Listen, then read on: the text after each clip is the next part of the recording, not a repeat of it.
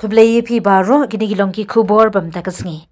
Kah Neutral Border Disputed Redressal Forum HBDRF mentakasngi ha ka jingyalam jong uba chandami sungo chairman ke HBDRF kalapha biang sashisin da ka jingtho sha umentri rangba ka jala u konrat ke sangma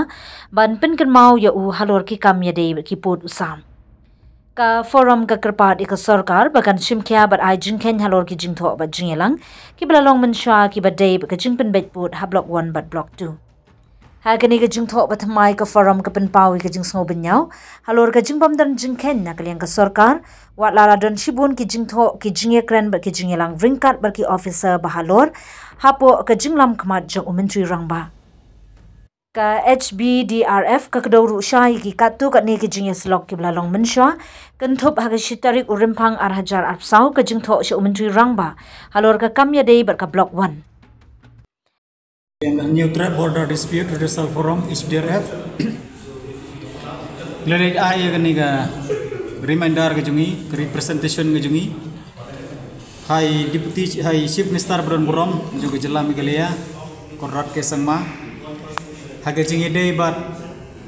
kijing tip nani kita respon kiba ayu ke government kelale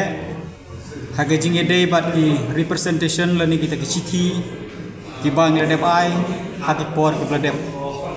bat komban chupan kan mau dang hagan nega arpeu sau terik Oktober nyidang lej ai ya gawe ga reminder hi bat hakata ga reminder ni ledep bu chipeu sngi ya ga government la ai por bahkan ai ngi kata ga respon lani kata ga jubab rehedu mentaru ngimpat yo ya ga jubab Jadi nata ngiladon biang gajing yalang, bat haga jing yalang ngilirai bangin ai biang sagan ke second reminder. Pan perken mau biang ya ke sorkar dan ya Chief Minister Bron Burom jungi ya le segi ya bunkam taki komplit. Bat haga niga reminder ru ni ai por biang ya government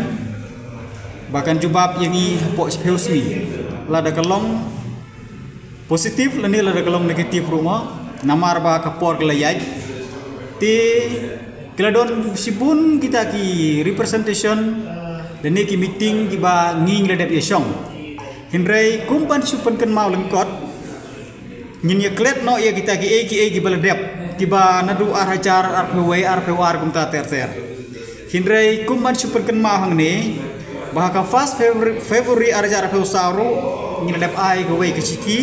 Chau Chief Minister Bron Burom jungi hor ke subject matter pertaining with the issue of block 1 ti kebaar pat day haka arpasan terik Jun arjar arpasan hagani ngila ai